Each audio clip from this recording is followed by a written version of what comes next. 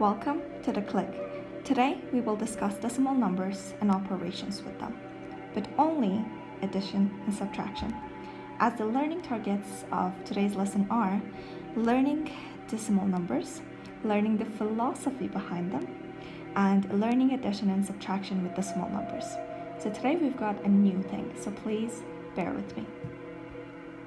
Starting with decimal numbers / fractions. What are they and what is their definition? A decimal fraction or a decimal number is a fraction or a number with a denominator, or let's take it a fraction, with a denominator that is a power of 10. What are the powers of 10? 10, 100, 1,000, they are powers of 10.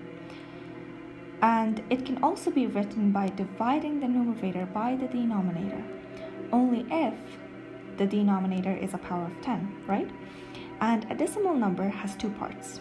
Now that we got into decimal numbers have two parts: the whole number part and the decimal number part.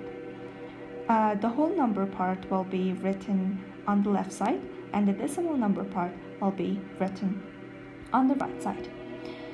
So this was the definition, but let me take you with me to give you more details. Okay, so we have the numbers that we use on a daily basis. They are called the base 10. You know why? Because we have 10 base numbers. So base 10, which are 0, 1, 2, up to 9, right? These are the main numbers of us. And from 10 to the bigger numbers, they are all made up. And we also have something else called building blocks. What are building blocks? Building blocks are the numbers that make the values of each number in a whole number, right? So, for example, let's take a look at this number. How do you call this, or how do you read this? We read it like 234, right? But each and every one of these numbers have their own specific values. I can call 4 like 4 ones. This is on the 10th place, so 3 tens and 2 100s, because 2 is in 100th place. These are our building blocks. So building blocks are 1, 10, 100. And how are they made? This is 1,000, 100. How are building blocks made though? They are made by multiplying the building blocks by 10. Okay, so by multiplying the powers of 10 by 10. So to make building blocks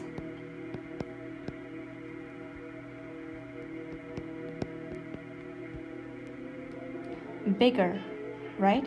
Bigger than 1, then you need to multiply by 10. Okay? So this is how we do it. So 1 times 10 is 10. 10 times 10 is 100.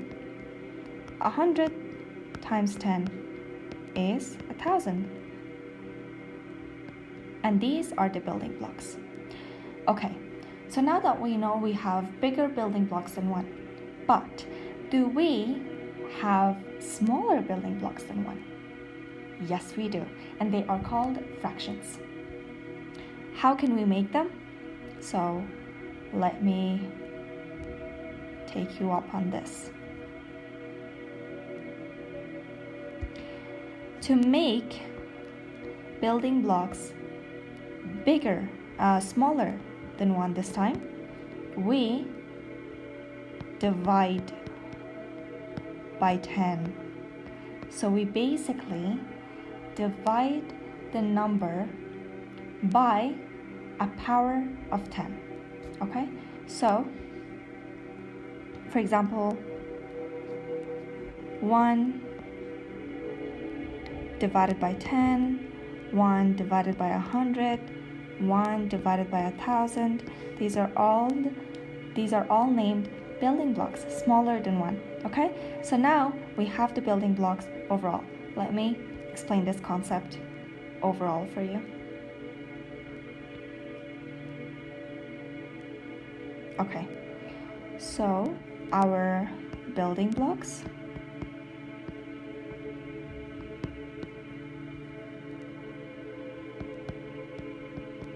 are bigger numbers 1,000, 100, 10, 1, and smaller than 1, the building blocks are 1 divided by 10 or 1/10, 1/100, and what's the next one? You guess it, 1,000s, right? So now let's put some numbers in front of these. So for example, 2,000s, 300s, 4 tens, like 1 ones, and then I put a few other numbers in front of these smaller building blocks as well. So for example, 3, 4, 5.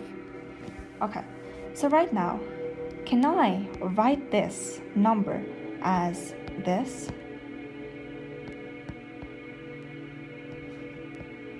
Can I write it like this? No. You know why? Because we were aiming for 2,341, and this is 2,341,345, which is very, very huge. So what did we wrong? Well, we didn't separate. Let me write it completely for you again.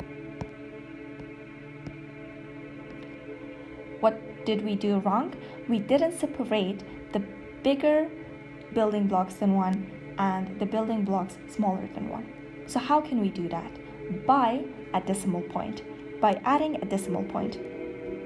So here, in here exactly,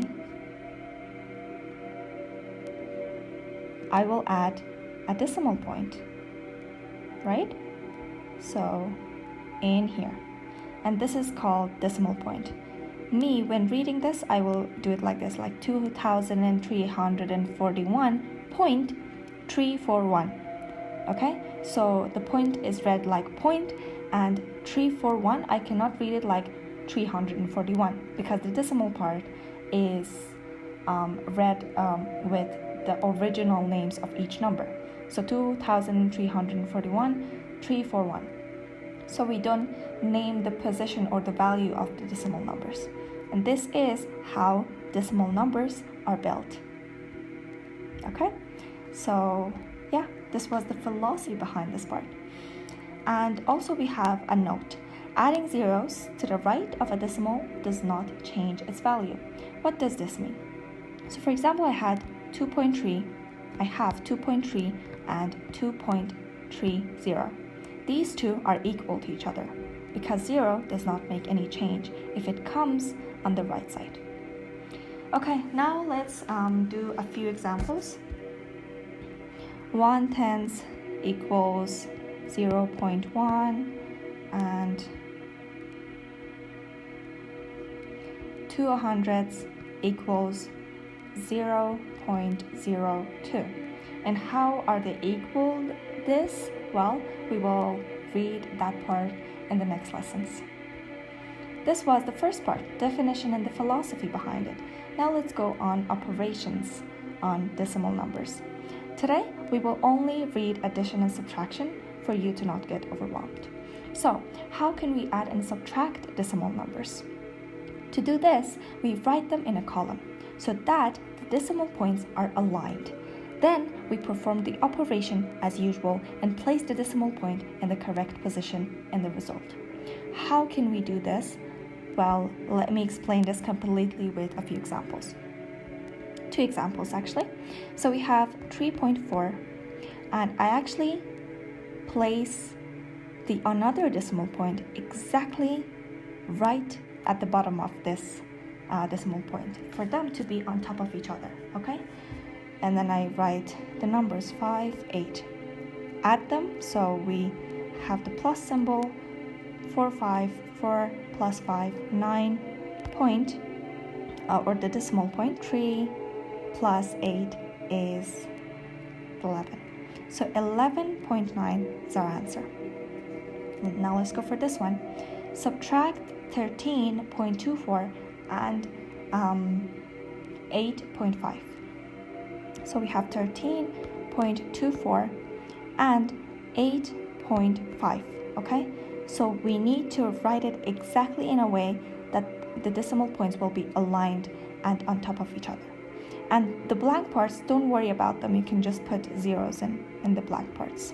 Okay, so minus symbol, 4 minus 1, 4 minus 0, 4, 2 minus 5. I cannot do that, so I will be in debt today. This will be 2, this will be 12, so 5, 6, 7, 8, 9, 10, 11, 12, 7, and then the decimal point on its place, 2. I will be in debt again. Oh my god, today I'm so much in debt. 4, 9, 10, 11, 12. So 4, 0. And this is our answer. To add and subtract, you just do it normally, but make sure that the decimal points are aligned.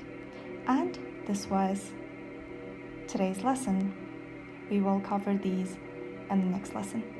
We are done. Thank you for being with me. Sources page.